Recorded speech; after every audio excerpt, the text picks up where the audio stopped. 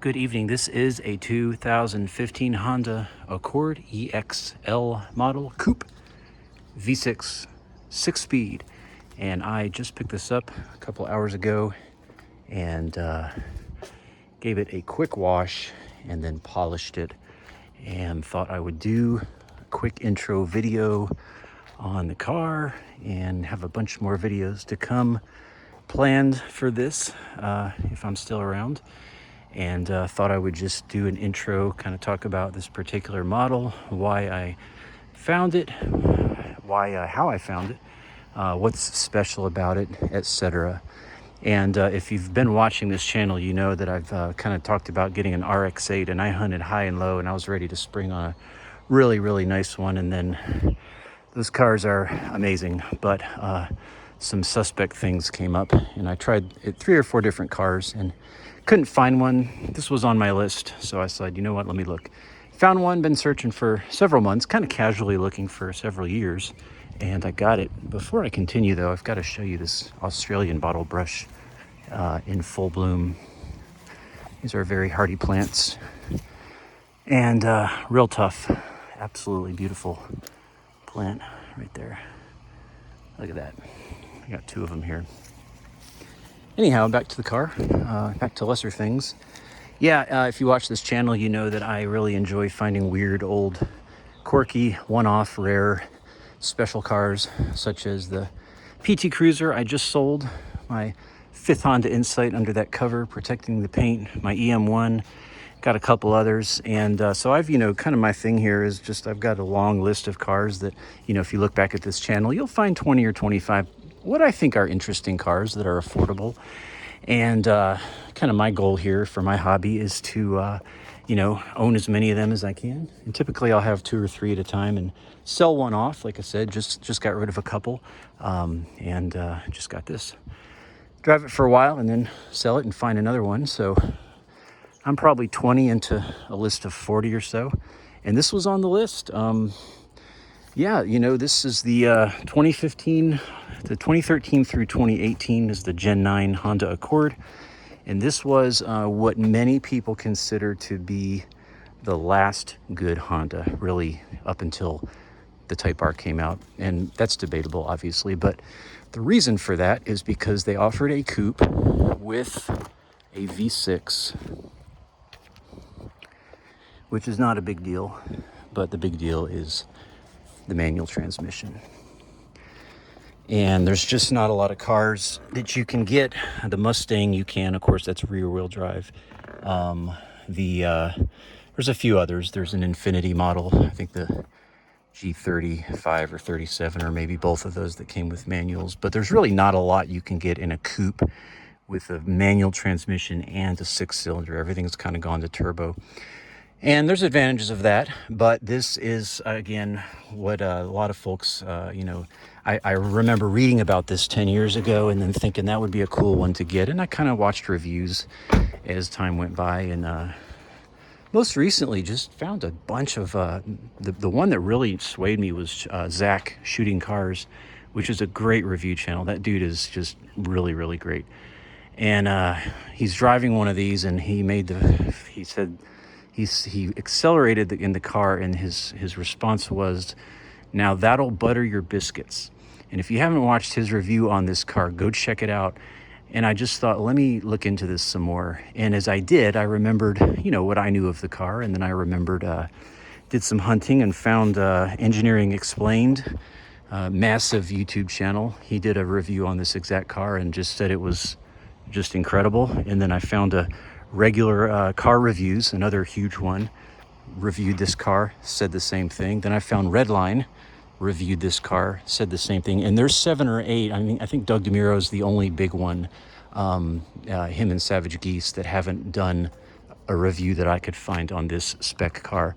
But there's just an overwhelming amount of people that have just said that, this is a car to get. So based on that, I did. And found it, drove about 3 hours to get it, and got a good price. The car's, as you can see, in really good shape, pretty rust-free. Just had the timing belt service, has 118,000 miles, has new Goodyear's or newish Goodyears. And yeah, and so this is just an intro. Have some mods to come. I just thought I would show you guys the car. And I just cleaned it. It's getting dark, but you can probably tell it's pretty clean in here. And just a couple, real quick, just a few thoughts I'll give on the car. I like this car. It's a 2015, but it's actually kind of old school. And part of that is because of the manual transmission, but I don't know. I've only driven it a couple hours now, and it was almost all interstate. But there's just an old school feeling about this car. Having a V6, the VTEC arrives at 4,900 RPM, and the red line is around 7,000 RPM. So it kind of, in some ways, feels like that car. Just heavier and way more powerful. The 0 to 60 on this car, I think I read, was like 5.4 seconds with a good launch. It's pretty quick. Not fast by today's standards with electric cars doing what they do, but yeah, there's just that old school feeling.